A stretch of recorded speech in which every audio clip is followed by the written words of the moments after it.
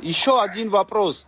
Вот куда вот, что вы думаете, Россия что вам уготовила?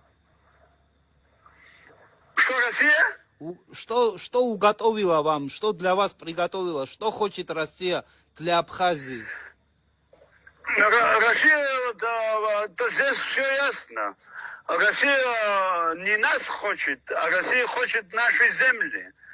А Россия всегда, знаете, я насколько я всегда, Россия это наша дружеская страна, Россия нас признала, но российская политика такая, вот он ведет, знаете, вы вспомните с чеченцами, что они сделали со всеми, это когда у нас амхаджирство тоже было, у нас это тоже они сделали, после войны у нас, да,